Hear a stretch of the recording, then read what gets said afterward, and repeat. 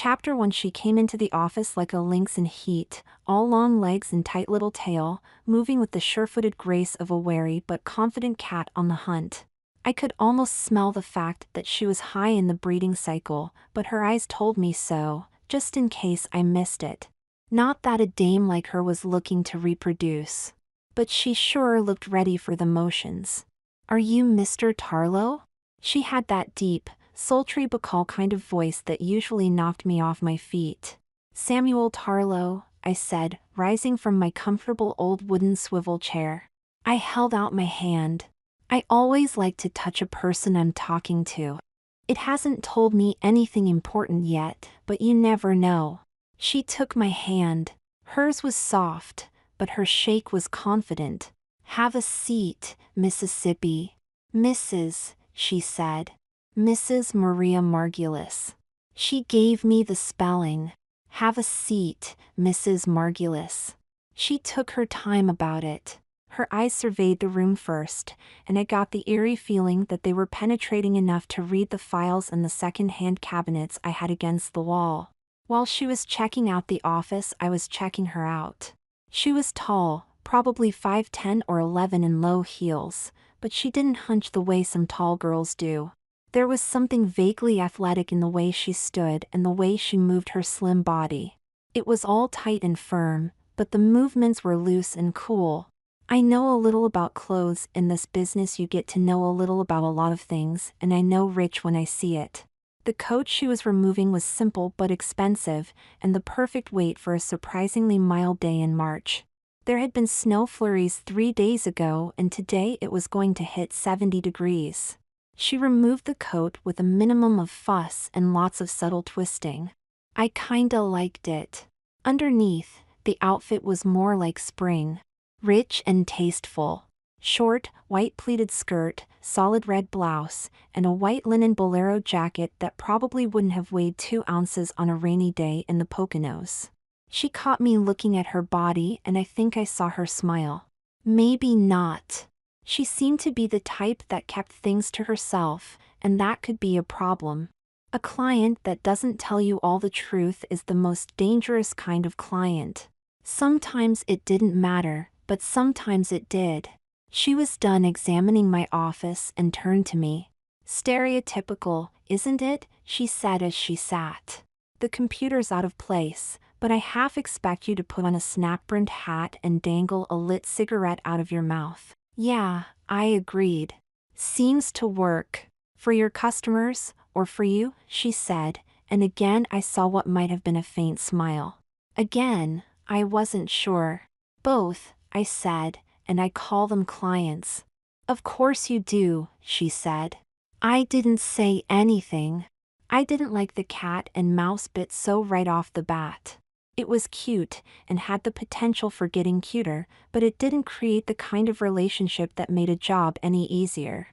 I may have been jumping the gun, and as much as I disliked the idea, I began thinking that I might have to pass on this one. Business had been slow, and there wasn't much I could do about it. The only reason I started the agency was to make life more interesting, and slow business meant that nothing interesting happened. The cash flow from my commercial real estate was solid, steady, and dull. When I hit on the idea of becoming a private eye, I figured it as a hobby. Talking with people in commercial property, you're only talking about money. They want to pay less and you want to charge more. That's the entire relationship, no matter what kind of dressing you douse it with. Snooping on people, and maybe solving a problem or two, got me back in touch with real people. People with problems, of course, but who doesn't fit that bill? Getting a license had been a stumbling block. All the eyes in the state, it turned out, had been cops at one time or another.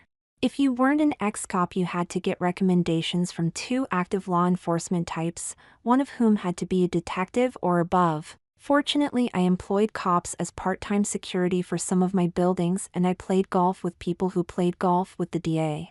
They introduced me, and that was close enough because he put in a word and I got the okay for the license. A lawyer friend in my regular foursome sent me clients, and lawyer friends of his started doing the same thing, but it was sporadic. I had wasted money with a big ad in the Yellow Pages the first year. It brought nothing but requests for security work and one missing persons search. Still, sometimes something unusual would fall in my lap. This one had come from the lawyer friend, a guy my age named Sheldon Green. Shelley had sent me clients before and all of them had panned out okay, so I had no reason to doubt him on this one. Still, it didn't feel quite right. The married lady was playing games. With someone else I would have chalked it up to nervousness at being in an unusual situation, but Mrs. Margulis was hardly a waif in the big city. She seemed to be done examining the room and me, so I asked her how I could help her. "I'd like you to follow my husband Jason," she said. I waited. So did she. "Why?" I finally said. "Because something's wrong and I don't know what it is," she said. "You have a feeling?" "Yes," she said. "Jason and I have been married just over 5 years and we virtually lived together for 6 months before that. You get to know a person.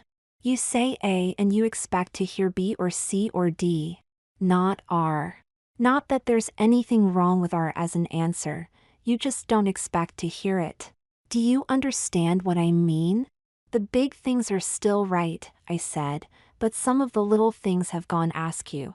"That's it, exactly," she said. "The big things are okay.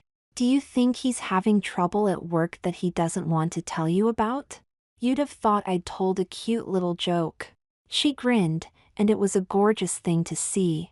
"You don't know who my husband is?" "No." "Marco Mining? DM Holding Company?" I shrugged. "Oh, wait a minute. The guy killed in a private plane crash in Indiana?" "Indiana," she agreed. "Jason's father, David Margulis. Jason is the heir." I didn't remember how many zeros were involved but recalled that it was enough money to wipe out the national debt, or even buy a one-room apartment in Tokyo. "The family lives here," she said, "and his father was flying out to the company mines in the west. Montana, I think. There are mines in 5 western states." I hardly knew Jason's father. Except for the wedding, I don't think I met him 3 times. He wasn't close to anyone, not even Jason. His life was all business and he didn't care for people. "Your husband may have found something irregular," I said. "Men like his father, one-man shows in business, tend to play close to the edge. They take big risks, push the envelope of the law, ignore state and federal regulations meant for lesser men. Your husband might not want to tell you about the problem until he solves it." "A guy thing," I suggested. She shook her head. "Jason's father was so by the book," she said. "It drove my husband nuts." "No money problems, then?" "No," she said confidently. "How well have you two been getting along?" I asked. It was a delicate question for some people, but she was ready for it. "We've been married 5 years and 1 month," she said. "First marriage for both of us. Jason just turned 30, 5 years older than I am. No children. We're happy. The first blush of being newlyweds has worn off, of course, but we're still in love with each other. Our marriage is working. He's committed to it, as am I, and that's why I want to find out what's wrong." That was a little too pat for me to be comfortable with, but I didn't know enough to decide whether it was a lie or simply something she'd rehearsed in her mind before our appointment. Some people are organized. So I've heard, anyway. I went through a list of things I needed to ask, just to see what she'd say. Aside from the fact that her husband hadn't been sleeping well in the last couple weeks, I didn't learn anything. If he was a man with something on his mind, she didn't have a clue as to what it was, or if she did, she wasn't telling me. We settled the money part and she voiced no objections to my daily rate or the little speech I give about how high and unexpected the expenses could be. She brought out a tooled leather checkbook case and filled in the amount of my retainer. The rest of it had been pre-written. I was impressed with her efficiency. Mrs. Margulis gave me a packet of materials, a picture of her husband, a list noting his height, weight, hair and eye color, and clothing and shoe sizes, names, addresses and phone numbers of friends, family and business associates, and the addresses of his office, country club, doctor, barber or, rather, men's hairstylist, and home, along with the days and hours he was most likely to be at each location. I wanted to hire her as my secretary on the spot. I somehow didn't think she'd be interested, though. Of course, I don't want our friends or his business associates brought into this, she said. It's private. Very. But I thought you should have the names in case they came up. That makes it difficult, I said. If I can't ask questions, I can't get answers. Shelley said you were the best, she said. You'll work it out. I held one photo away from the rest of the papers and looked it over. Jason Margulis was a neat, trim, attractive sort of guy, prematurely balding but keeping his hair short anyway. He jokes that he's only 30 years old and already looks like his father, she said. He's very self-conscious about his hair loss. I'm 34 and my hair is very fine and I wear it long. I try to tell myself it wasn't to compensate. I don't believe me. Trim, I said about the man in he picture. A jogger? Joggers were notoriously tough to tail. They can meet someone with a car, or catch a cab anywhere along the way, and be gone in a second while you stand there like a putz and watch them drive away. And they think they have something in common with you just because you're jogging 100 yards behind them, so they notice you. Swimming and lacrosse, she said. He played in school, and they have a club now. Until this year, anyway. Oh, you're right. I didn't think of that, she said. He decided not to play this season, but that was 6 or 7 months ago.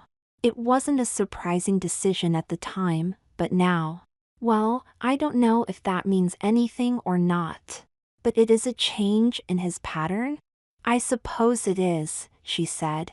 Not surprising at the time, though. And he just turned 30? Could all these little things you mentioned be an adjustment to being 30-something now? She snorted, but in a very proper, ladylike way. I don't think he could care less about age, she said. If anything, I'd say he liked it because it's a little difficult being taken seriously when you're in your 20s. What does he drive? I asked. Damn, she said. How can you follow someone if you don't know what they're driving? I tried to anticipate what you'd need, and didn't think of the most obvious thing. Purloined letter, I said. No one notices the obvious. She nodded to herself. We were taught Annabel Lee and the Raven in high school, and I could never get them out of my mind. So simple but so haunting, I guess. Poe invented the first private investigator, or so they say, I told her. So you have an interest in him, she said, and smiled. This time I was sure it was a smile, and it was a doozy at that. I wonder if his friends called him Eddie? I laughed. I can't imagine it, but maybe so. When I was little, my mother told me never to be intimidated by people, she said. We had a lot of important people visiting us, visiting my father, really, and she told me to just talk to them like I did the other kids. So Senator so-and-so would be Billy to me. They thought it was cute. They still do. We were smiling at each other. She abruptly stood up. Well, she said. She told me her husband might be driving either one of 2 vehicles, told me what hours I could contact her, mornings, when her husband was at the office, and held her hand out. I took it and said I'd be in touch. Jason Margulis was a snap to follow. He stayed put in his office all morning, at least as far as I could tell. The parking lot only exited to the street where I was parked, but the building had a back exit and he could have slipped out, walked across a field, met someone on the next street over, gone and done a dirty deed, and returned without my knowing it. I would have had to call in someone from another agency to cover the building properly, and I didn't think the case warranted that, at least not yet. That day he drove the Ferrari red SUV, and when he left for lunch I could have tailed him with one eye closed. My private eye, of course. Margulis seemed to be well respected. For a guy in such good shape and so light on his feet, he didn't do much moving, and when he did it was almost lethargic. Others came to him. They talked more than he did, but he still seemed to be the one in control. He had lunch with 3 other suits, and all 3 of them talked to him, rather than among themselves. He only spent half an hour in the office after lunch, and then I tailed him home. Mrs. Margulis Jag was in the driveway, and I decided to let her keep an eye on her husband for a while. There was a new restaurant less than a mile away that I'd heard served great Finnish food. Not that I knew great Finnish food from bad Finnish food, but I was willing to learn. I like new experiences. I swung back by the Margulis house after eating. I had learned it was a long way from Finnish fish to the friendly flounder at Fred's Fry House down on the river. The couple had 3 vehicles, a his the SUV, a hers the Jag, and a spare and ugly Beamer that had the arrogance to be painted BRG. All 3 were still there. Their house, and all the rest on the street, were upper crust. In today's world, wealth buys quiet and space, just like it always has. One of the city's finest. Not a lot of crime happens here, but rich people live here, so we'll allocate a lot of manpower to patrolling it. Types would happen by before long. Since I didn't have any soothing answers for him, parking and watching was not a real option. Cruising by every couple of hours didn't sound very productive either. So I went home. Home is the only house I've owned. People find that surprising because I buy and sell commercial properties fairly often. But after school I borrowed money from my dad and started my little one-person business. As soon as I had it rolling, I paid him back and started looking for a house. The Federalist thing where I hang my hat is what I found, and what I fell in love with. It needed work, which was wonderful because I needed to buy it under market and wanted a place I could fix up to match my personal preferences. Once it was fixed up, I couldn't imagine any reason in the world to sell it. There have been 2 women who have lived in the house with me. I thought the last was going to be permanent, and so did she, but we gradually changed our minds. The clarity of immediacy. As a goal, a permanent commitment looked great, even with all the legal problems we'd run into, but as it turned into a soon-coming reality, the light changed and lit some shadowed areas we hadn't noticed before. We were still friends, and occasionally we slept together, but we no longer lived together. It was about that time that I applied for my investigator's license. Sigmund might make something of that, but I don't think he'd be right. Especially since I turned out to be pretty good at it. The job consists mainly of reading people and finding out about things, 2 requirements for which I discovered I have a natural aptitude. When I take on clients, I take on their troubles to some extent. I expected that going in. What I didn't expect were cases where the clients turned out to be the trouble. It comes with dealing with people, I guess. Clients is my middle name. I spent the early afternoons searching all the public databases that mentioned Jason Margulis, Mrs. Maria Margulis, Jason's dead in Indiana cornfield father David, and the family-owned companies. It was interesting, but not helpful. After a 2-hour siesta, a half-hour in the lap pool, a shower, and a quick meal, I got into the other stuff. This is the part of the job that causes people to refer to P.I.S. as snoops and peepers until they need us. Most people use computers at work and at home, and they think their computer is their partner. It's not. It's the partner of anyone who knows more about their computer than they do. The suits and skirts in the offices, and the dockers and DKNYs at home think if they throw a file in the trash and then empty the trash, the file ceases to exist. They think if they send an email, it only goes to the address they put on it. They think that a faster connection, 24-hour cable or DSL, is wonderful because the net is always there and always quick to respond. They don't realize that when they're connected to the web is connected to them. You gotta love them. The first thing I did was use some backdoors I'd previously opened in combination with Crackhor and Map software for medical, credit, shopping, travel, porn, telephone, government and net surfing tracking databases. Then I hacked their machines, running stuff like Sub 7, Tonelock and directory snoop to rummage through their files, including those that had been trashed but not overwritten, and opening locked folders with password cracking software. Next was a JavaScript tap and a web logon notifier on their computers at home, and the one in Jason Margulis' office. By 4 o'clock in the morning I knew them better than they knew themselves, and I still hadn't read everything. The one abnormality that stood out was that both of them were very circumspect in their emails and files. They sounded like very careful, controlled people. 12 hours later I discovered it was all a waste of time. Jason Margulis had disappeared. Chapter 2. I was the first person Maria Margulis called with the news. If it had been good news, I would have been farther down on the list. Her husband had left for work and never showed up. He had a meeting scheduled for 3:30 p.m., and his secretary had called to see if Mrs. Margulis knew where he was. She was stressed, but under control, and upset that I hadn't followed him from their house to his office. I told her I had been up very late, working on her case, and thought that was a better use of my time than tailing him to the office. But I had guessed wrong and told her that, too. She was decent enough about it, admitting that there had been no sign he was going to disappear on us. I suggested that finding him might take legwork and more people. I tried to alleviate her stress by saying that he may have just gone to a meeting he'd forgotten to tell his staff about, or made a spur-of-the-moment decision to do some shopping or something else. She wasn't buying it, and neither was I, but it was worth saying. I also suggested she call one of 2 agencies I'd worked with before and knew to be discreet. I told her to call Shelley Green if she wanted further recommendations. As soon as we hung up I screwed up again. I ran a quick check on his credit card activity. My idea had been to check the databases that tracked and totaled her husband's computer card information.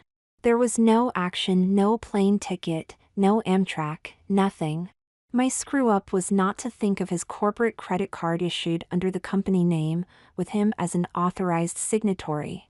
It was a full day before we found out where Margulis had gone. I guess there was a good reason that private investigator licenses were usually only issued to ex-cops. They would have thought of the corporate card right away. A good cop would have anyway. When my brain finally kicked into gear, I hacked into the card site and pulled up the activity report. As soon as I saw the latest entry, I called Maria Margulis. I know where your husband is, or where he was anyway, I told her. He charged some things here in Center City yesterday, and today he charged more things, expensive things, in New York City.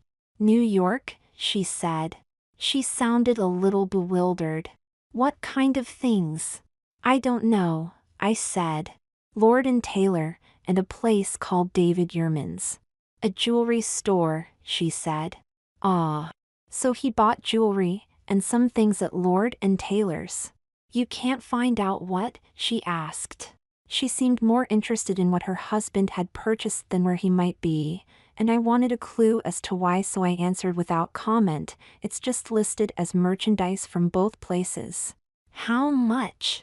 How much money, I mean, she asked. At Yurman's it was 2 items, $11,000 for one, $950 for the other. At Lord & Taylor's there were 16 items. The total is $8,411. She was silent. After a moment I asked, Mrs. Margulis, do you have any idea what he might have purchased, and why? No.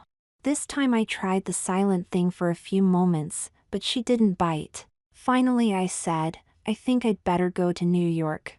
I'll go with you, she said. I didn't like that at all. Before we decide, I said, I'd like to come over and ask a few questions. I'd also like you to take a look around and see if there's anything missing. Missing? Anything that your husband might have taken with him, I said. She paused before saying, maybe you should come over. Good. I'll see you in 30 minutes. During the drive I thought about the couple. 27 and 30, moneyed, attractive, healthy, and supposedly living in a happy marriage in a carefree world. Some people did have it all, but Maria and Jason Margulis weren't the ones. Jason had skipped out on his Capra-esque wonderful life, and there had to be a reason. Mr. Detective Person just didn't know what it was, though I had a feeling the happy bride did. She greeted me at the door looking even better than she had in my office. It might have been the surroundings. Then again, it might have been the royal blue silk jumpsuit that hung on her lithe body like teasing scarves, revealing the shape of her nipples and every curve of her hips and thighs. I was betting on the jumpsuit. The venue, though, wasn't bad either. Lots of shiny marble floors in the foyer, and again in the sunroom where we ended up. White wicker furniture, lots of plants, and a glass ceiling gave the room a tropical outdoor feel without having to sully our persons with the reality of actually being outdoors. Then Maria Margulis added vulnerability to all that. The 1-2 punch of jumpsuit and sunroom weakened my defenses. The third punch in the combo, the vulnerability, made my knees rubbery. "I really need you now, Mr. Tarlow," she said. "I just know that if we can find Jason quickly, it will all be all right. But if we don't, I think I'll lose him."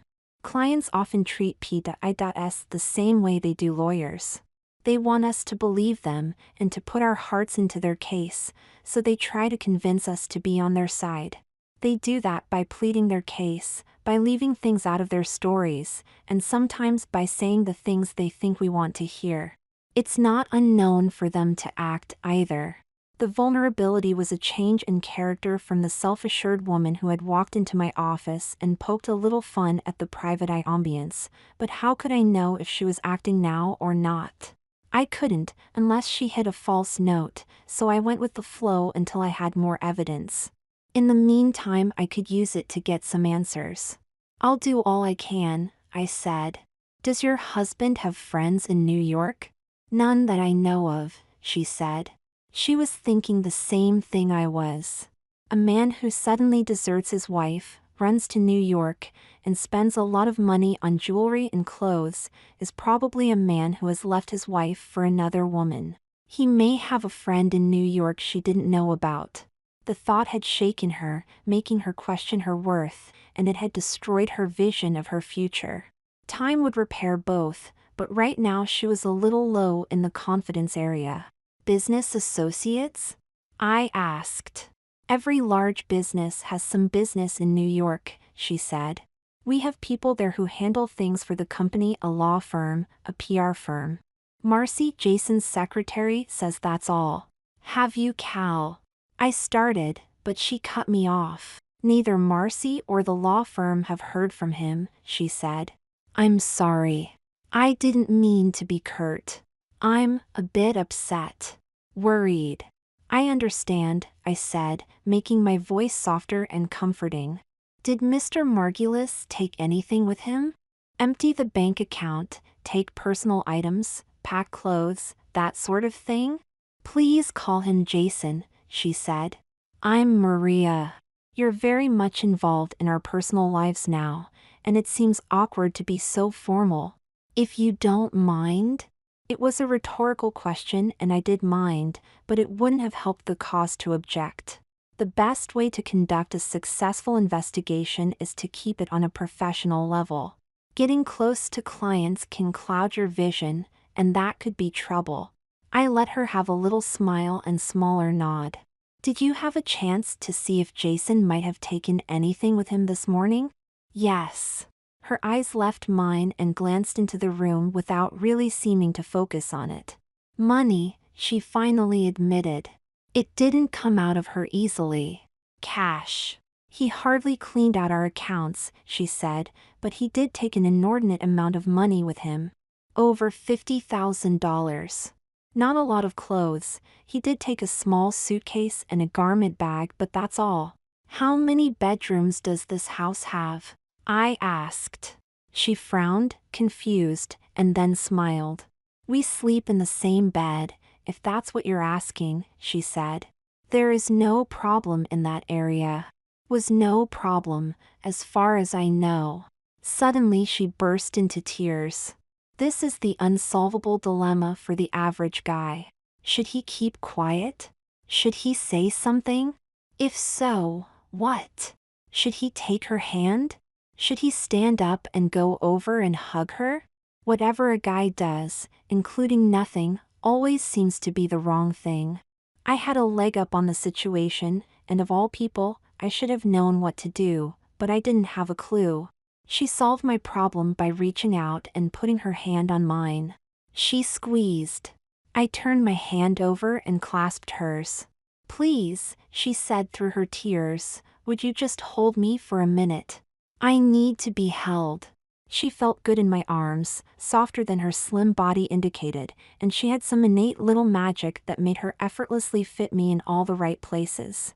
I tried to tell myself that I was comforting a client in a moment of bereavement, and that we weren't really being carnal, and that the fact that she was beautiful and sexy didn't matter one bit. I managed to convince about 95% of my body. When she pulled her head away, it was only to let me see her smoldering eyes. Then her lips were on mine like Bridget O'Shaughnessy's on Sam Spade's. We played tongue tango from the start, and the touch of her hands on my belt buckle threatened to wipe out any common sense I had left. When she said, "Let me do this for you, please," and slipped to her knees, I almost let her go. "Wait," I said, grabbing her by the shoulders. I pulled upward and she reluctantly came back to a standing position. "You're very beautiful, and maybe someday," I said. "But I've got very strict rules about mixing business with pleasure, Mrs. Margulis. I almost got killed for breaking them once, so I'm pretty tough on myself now. I'll find your husband, and then maybe we'll talk." She kissed me again. It wasn't the kiss of a temptress, just of somebody who wanted to be kissed. "You're right," she said softly. She smiled sweetly and looked me directly in the eyes. "You're right," she whispered. Chapter 3. Before I left, I had managed to convince her that I could work in the city more efficiently by myself. I packed a few things and then checked the credit card activity database again. No more charges reported. It was only a 2+ hour drive up to New York, but I wanted to get there early, so I went to bed early. I was glad I did, because the next morning I checked the database again and noticed there was a preliminary credit approval from a hotel in Manhattan, but no charge recorded. It was timed at 10:15 p.m. the previous evening, and for the price it was for either 2 suites or 2 nights. No charge recorded meant Jason had checked in and not yet checked out. If I was lucky, I could get there before he got up. I called and got a reservation in the same hotel. I also called Maria Margulis. "What hotel?" she asked. "If you try to call him, he'll leave," I said, "and he'll do a better job of disappearing next time." "I understand that," she said. "I asked because I assume you're going to check into the same hotel, and I want to know how to get a hold of you." She was smart, and I didn't think I'd have a problem, so I told her the name of the joint. The hotel refused to let me park in their garage until I checked in, and I wasted 3/4 of an hour finding another place to store my car. As luck would have it, that was just enough time to make me miss Margulis by about 10 minutes according to the desk clerk.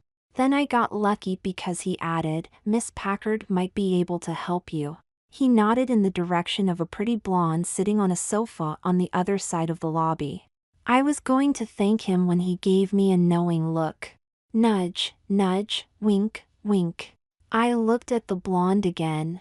Obviously the clerk thought there was a little push and grunt going on between Jason and the girl, and he wanted to impress me with his knowledge.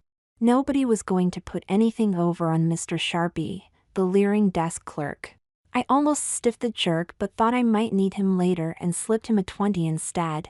I hate it when I do that. The blonde Miss Packard was seated in such a way that she could look out the big plate glass window. I was debating about the best tack to take with her when she jumped up and walked briskly through the revolving door and into the street. A dark blue SUV was double parked, engine running, and the blonde jumped into the passenger seat. I got a look at the driver, another pretty blonde also in her mid-20s, and caught the license plate number.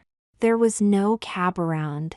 The doorman came up and offered to call one, but I saw that the SUV was rounding a corner a block away and knew it would be futile even if one of his regular cruisers was ready and waiting. I checked into the hotel and, Thanks to the 20 I'd parted with moments ago, I got a room on the same floor as Margula's room. King Lear told me Miss Packard's room was next to Jason's. Wink, wink. I took a cab the 8 blocks to the parking garage I was using, got my car and drove back, only to be told the hotel garage was now full. I love New York. I drove back to the first garage, got my luggage, and flagged a cab.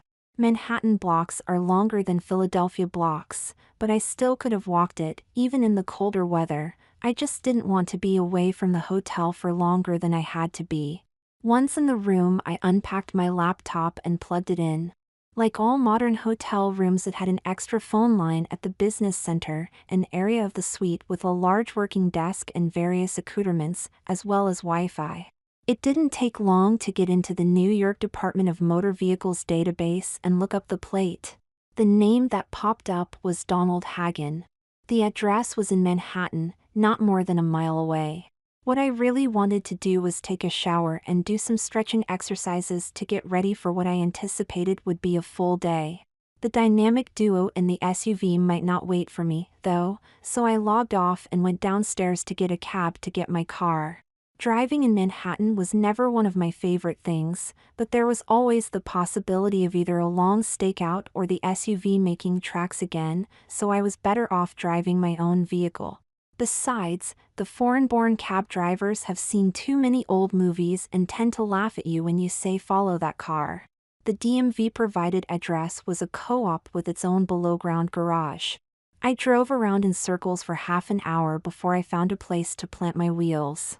Skirting the guard at the garage exit was a snap, but I walked confidently through the garage in case there were security cameras watching for people who didn't belong. Halfway down the first aisle, I spotted a camera hanging from the ceiling. But I also spotted the SUV, so I had what I needed. I felt my pockets, as if searching for my keys, underplayed some irritation, and did an about turn. 3 hours later, I was bored stiff and my feet were getting cold. I had made small talk with some of the clerks in the ground-level shops on the street, pretending to be a friend of Donald Hagen, the name attached to the SUV by the DMV. I was reminded, PDQ of course, that this was New York and that the residents felt they had a reputation to live up to. Most of them consequently ignored me. The rest told me to get lost. What now? The heated hotel lobby and the leering desk clerk beckoned. Another 20 bought me the information that Jason Margulis had registered for a single night but had paid for 2 suites, one in the name of Felice Packard, and one under his own name. They had both carried a minimum of luggage, and Margulis had tipped the bellman big for carrying it upstairs. Mr. Nudge Wink Wink told me he got off at 4 o'clock, but if anything happened between now and then he'd call my room. After 4 p.m. Stan would keep an eye out for me until midnight. Then it was Sean I should talk to until Nudge came back on duty at 8 o'clock tomorrow morning. The larcenous trio must have been a well-rehearsed act, and I wondered just how many private eyes visited this hotel. Private eyes and jealous husbands and suspicious wives, all with pockets full of $20 bills. Then again, maybe they'd just seen the same old movies the cab drivers had seen. I left the appropriate bribes for Mo and Curly and went upstairs. I did some stretching, followed by some make-do exercises lifting the sturdy desk chair like it was a barbell, and finally got my shower. Then I got back online. Donald Hagen owned a wholesale beauty supply company, and was an investor in a scrap metal company. He was 28 years old, single, and had purchased the co-op 2 months ago for an impressive sum, though maybe no so impressive by Manhattan standards. The SUV was his only vehicle. I couldn't find a Felice Packard in any of the databases I was able to access. The laptop didn't have all the software I had in my desktop, though, so all that really meant was that I'd have to wait to properly research her. I ran Margulis again on the credit card database, just to see if he'd gone shopping or had stopped for breakfast anywhere. If he'd done either, he hadn't charged it. Staying in Manhattan suddenly didn't look like such a fantastic idea. I'd found out quite a bit, mostly by simply being in the right place at the right time. Felice Packard, Donald Hagen, the co-op, the SUV. I didn't like buddying up to Nudge Nudge in his little leering jungle, but I had to admit that he was probably right. Jason Margulis had left his wife for a blonde named Felice Packard. They had spent the night together, then left separately, both probably heading for a rendezvous at the co-op owned by Donald Hagen. Another blonde had given Miss Packard a ride. She could have been a friend of hers, a friend of Margulis, or a friend of Hagen, or maybe a friend of all three. They might have had a foursome going for all I knew. Whatever the arrangement, it was sure to tee off Mrs. Margulis. There are points in every case where you have to decide what to tell the client, and when to tell them. What did you know? And when did you know it? For most of them, a phone call every 10 minutes would come close to making them happy. Given my druthers, I'd rather not talk to them until I hand them a report when it's all over. If then. I thought about checking out and going home. I could follow the credit card trail from the office, and when something interesting happened, I could come back to New York. I don't mind driving when there's no snow on the ground, and 2 hours wasn't such a big trip. On the other hand, I was already close to Margulis, and it wouldn't hurt to stay around. There wasn't much hope of catching him in flagrante delicto, but it was likely I could confirm what appeared to be happening, and pile up some additional circumstantial evidence. I decided to think about it during breakfast. The hotel's main restaurant was a strange place. It had all the old, heavy sturdiness of a typical Northeastern business, and plenty of expensive touches, while at the same time it tried for sleekness and an ultra-modern look. Bright chrome design elements, for example, but the chrome was thick and hardy. It didn't work for me, but I didn't have to pay the interior decorator either. The menu was a nice touch, though. It was too late for breakfast and too early for lunch. There were only 3 other customers in the main room, and the waitress brought me the brunch menu. I ordered a bunch of stuff and settled in with the Times. It wasn't the Inquirer, but neither was the Inquirer anymore. Some were past the eggs, but before the last cup of coffee I decided not to call Maria Margulis until late afternoon. It was a good meal, but a waste of thinking time. When I got back to my room, the telephone by the bed was ringing, and it was the lady herself. "Have you found out anything?" she asked without preliminaries. "Is he there?" "No and yes," I said. "Your husband checked in late last evening. He left early this morning, minutes before I got here, and I haven't located him yet. He hasn't checked out." "Was he with anyone?" she asked. "He checked in alone. I don't know if anyone visited his room, and he left alone this morning," I said. Some people might call that technically true, but truth isn't deception, and it wasn't the truth that I was telling her. "What do you plan to do?" she asked. "At the moment, I'm not sure," I admitted. "I'll be notified when he returns. I'm checking his credit cards for activity. You told me he didn't know anyone except the law firm and the PR firm here in the city, and they're off limits, so there's no one I can question. When he comes back, I'll go sit in the lobby and wait for him to leave again." She was silent for a moment. "I guess that's all you can do," she finally said. "I think we'll get a break when he leaves," I said. "You'll call me?" she asked. I detected a little pleading in her tone, but not so much that it was irritating. "It may not be until sometime tomorrow afternoon," I told her. "Oh. Well, I'll be available at any hour, day or night." "Good. I'll be in touch," I said. Chapter 4. I wandered the neighborhood, learning its nooks and crannies just in case. In this business you never know. The tall buildings blocked the sun, and the cold wind wound through the canyons. I didn't stay out that long, and I'd made sure to catch Nudge Nudge sight before I left the building, and when I returned, but he had nothing for me. In the afternoon, the telephone rang again. "This is Jason Margulis, Mr. Tarlow," the caller said. "Come over to the apartment building, and Mary will meet you in front. 20 minutes. Click. That was bad. How the hell did he know who I was, where I was, and how did he know that I knew where he was? There was only one answer to that. I put my jacket back on and went down to the lobby. Nudge Nudge was behind the counter, and he grinned when he saw me. Working both sides? I said. Unfortunately, I'm too short and slim to be menacing to many people, and my voice, which I can never seem to make sound tough, is no help either. He shrugged, still grinning. My 20s must have been chump change to the Three Stooges. I took a cab to the co-op.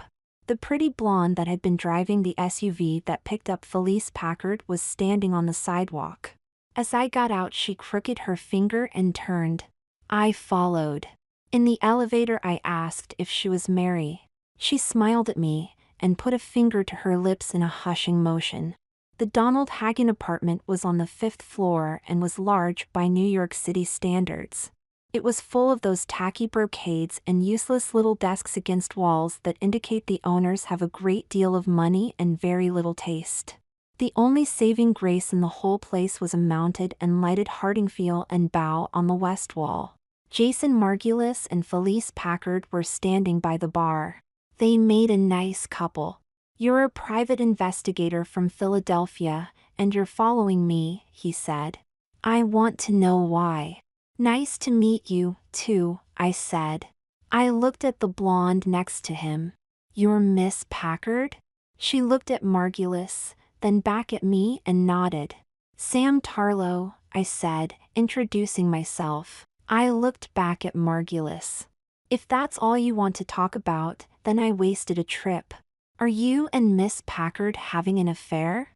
I see, he said. Maria. I assumed so, but... He turned toward the bar and seemed to stare at the bottles for a moment. I looked at Packard and the girl he'd called Mary. They were both blondes and both in their late 20s, but very dissimilar. Packard had long, curly hair and Mary had a shorter, more businesslike do. Packard had the better figure, Mary wasn't as curved, and was smaller-breasted. Felice Packard seemed the more mature of the two, but it was difficult to explain why. Would you like a drink, Mr. Tarlow? Margulis' tone was softer, more friendly. It wasn't quite 5 o'clock yet, but I threw convention to the wind. I'm a risk-taker. Whatever you're having, I said. Would you ladies excuse us for a few minutes, Margulis said as he poured my scotch. Packard started to say something, but stopped herself. She looked directly at me in a way that was hard to read, and then the two blondes left the room. Margulis handed me my drink and motioned to the couch.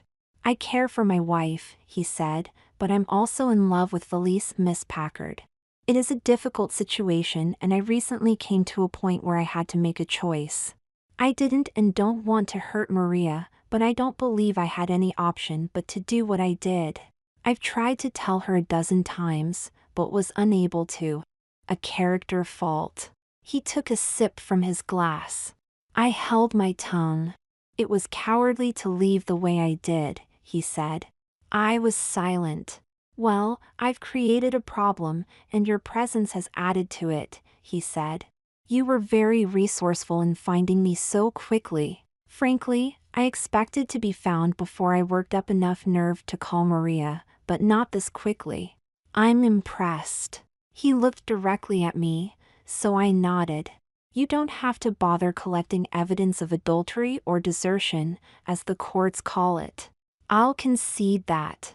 I owe Maria that much. More. I would like to keep this out of the public eye, for obvious business reasons, as well as a natural aversion to having my private life displayed on the front page of the paper and on the local news programs. Even though I still care for her and she still loves me, Maria will be angry, and that will turn into a short-term desire to hurt me. It always does in these situations. He took another sip. I've handled it very badly. Who's Donald Hagen? I asked. His head jerked up. Donald? This is his apartment, he said. He's a friend of Mary's. He's out of town. And Mary is. Mary is a friend of Felicia's, he said. Mary was in a similar situation, and she sympathizes. This, unfortunately, is an old story, Mr. Tarlow. It's sordid to those outside, but it's not sordid to me. He sat there quietly, just staring at his drink, and I finally had to say something to break him out of his reverie. "I have to tell Mrs. Margulis what I've found," I said. "Certainly," he said. "How long have you and Miss Packard been having an affair?" "We've been in love almost from the start," he said firmly. He didn't want it called an affair. This was true love, Buster, and don't make it common. But common it was. As he'd said, an old story. "There are certain questions Mrs. Margulis will ask," I said. "It's natural. If I don't have the answers, I'll have to come back and find out what they are." "We're leaving for Europe for 6 months," he said. "We won't be here. I'll be in touch with the company and my attorneys and with Maria, I hope." He sipped his drink and I realized he was using it as a prop. The sip meant he was either going to go silent or change the subject. He went silent. "When did you first meet Miss Packard?" "A little over a year ago," he said. "I came to see our lawyers here, and she was at a function they hosted. So was Donald, by the way. They came together, but not as dates.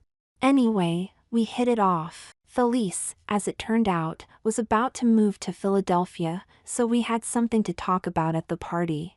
We had more than that in common, of course, as our conversation revealed. But there was something else, something more than having a few things in common, and we both sensed it. A month later she moved, and she called me." He looked up from his drink. "I'm not going into the details of our relationship. That's nobody's business but ours. We fell in love. I've left my wife. Felice and I are going to get married, as soon as the divorce is final. Period." "Fair enough," I said. "What was wrong with your marriage?" His head jerked up like it had when I'd asked him about Hagen. He didn't react well to little surprises. "Wrong?" he asked. "Nothing was wrong. Maria is a super lady. I'll never say a word against her.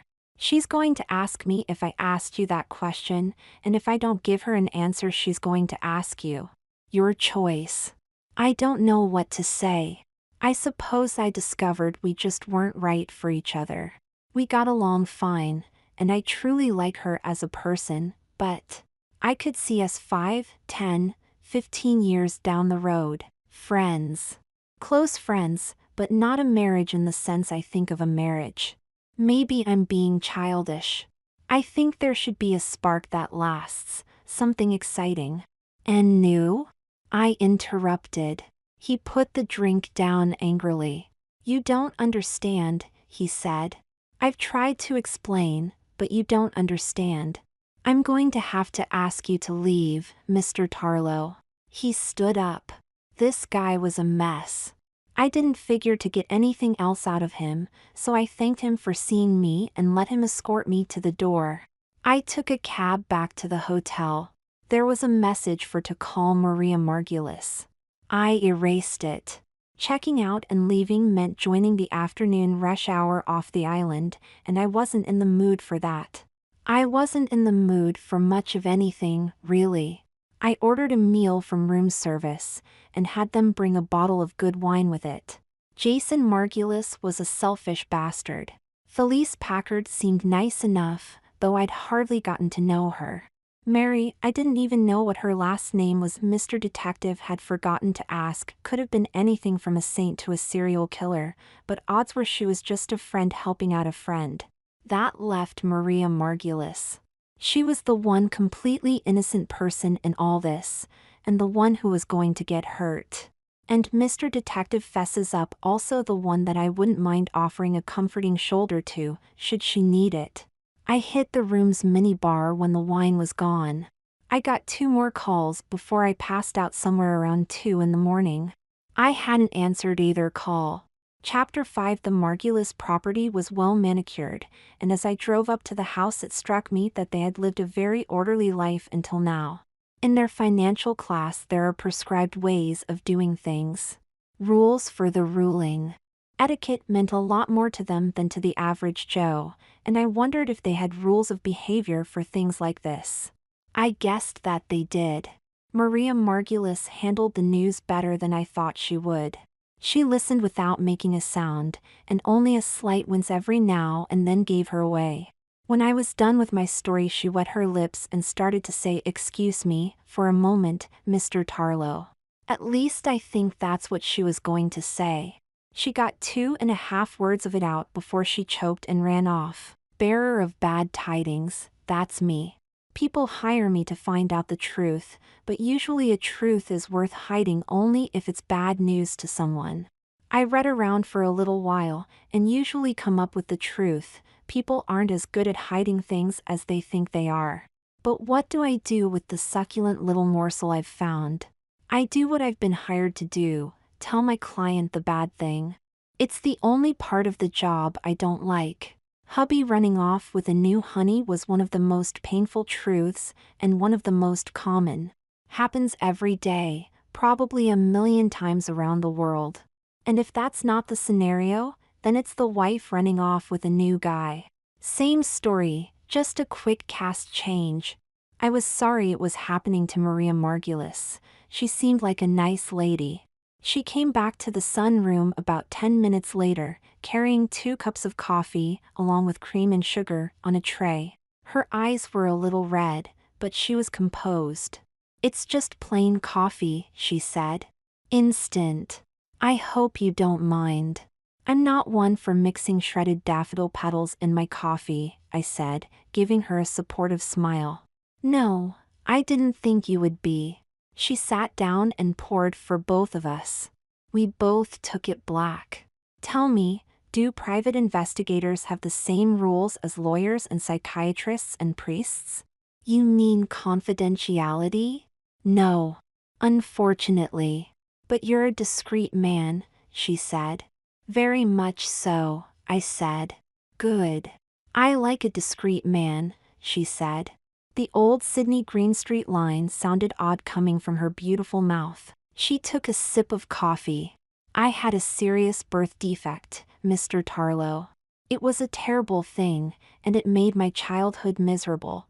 When I was 16, I went to my parents, and we talked about it. Fortunately, they are wonderful, understanding people, and they got me to a series of sympathetic doctors, medical and psychiatric. When I turned 18, I began a series of hormone treatments and some minor plastic surgeries. I had breast implants when I was 19, and for the first time in my life my body matched my soul, almost all of it anyway. The defect that had given me a male body and a female soul at birth was overcome." She looked directly at me. If she was trying to guess what I was thinking, she didn't have the chance of a snowball in hell. "And your husband?" I said. "He had no problem with it," she said. Not to say it wasn't a surprise to him, but I told him very early in our relationship, and we talked about it. I didn't let him put his hand in my panties and find out for himself. She was still looking directly at me, trying to read my reaction. I was with her, but a part of me was off in my own world. Birth defect. A woman born in a man's body. Surgery. Matching the body to the soul. It all whirled around in my head, dredging up memories and feelings. "I'm sorry I broke down," she said, "but the names Donald Hagen and Felice aren't unknown to me. I met him at one of the company gatherings, and we recognized each other. Not that we'd met before, just that we were kindred souls. That was over a year ago, but we talked on the phone a couple times shortly after the party. Donald was born with the same birth defect I had, and was following the same path I had followed. He was becoming a complete woman. He told me he was going to get his name changed to Felice and hoped to get sexual reassignment surgery in Europe. I didn't hear from him after that. But I guess Jason did. This was the first time a client had ever turned the tables on me and filled me in on what was happening. It was a role reversal that I didn't like, though under the circumstances it was the only thing that could have happened. Jason said they were going to Europe for 6 months, I said, just to say something while I got my emotions under control. "I see," she said. "Well, I guess I have to talk to a good divorce lawyer. I guess I'll have to do a lot of things I never thought I'd be doing." "I'm sorry it couldn't have been better news," I said sincerely. "You didn't make it happen, Mr. Tarlow," she said. You just found it out, and I would have found out myself eventually. Now, with your help, I won't be in the dark for as long. I'm thankful for that. I was glad I helped and I told her so. What I didn't bring up was how Jason Margulis had conned me. Nudge nudge, Mo and Curly had been on his payroll and delivered the script he wanted me to hear, leading me to the conclusions he wanted me to reach. The stuff at the Hagen apartment had been more of the same. If Maria hadn't told me her background in Donald/Felicia's background, I would have chalked the whole thing up as a very prosaic case of adultery. When the Margulis divorce became public, that was the story Jason wanted circulating. What he didn't want was to have a private eye feeling like he should dig a little deeper, so he told me a story I could believe. And I had believed it and stopped digging. Maria was kind enough to say that she probably should have told me from the start, but at that time she had no idea that Donald/Felice was still around. I said it didn't make any difference, as it turned out, and it didn't. Oh, a small matter of professional pride, maybe, but no difference. If you need me, I said, I'll be around. Epilogue: I've kept in touch with Maria Margulis over the last 2 months. Jason behaved as well as he said he would. His lawyer contacted her lawyer and agreed that Jason would admit to adultery and desertion. The lawyers are working out the property settlement. Maria and I have bonded, or whatever you want to call it. I figure she senses, but doesn't actually know that I had suffered from a similar birth defect, though in the opposite direction. I can sympathize with her struggle to match her body and her soul, and her reluctance to take the final surgical step.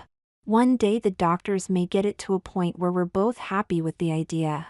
Of course her version is already pretty close. It's going from female genitalia to male. That's the tougher job. I'm willing to be patient. I think she senses that we're soulmates and that's why we're getting closer. Who knows, we may wind up together.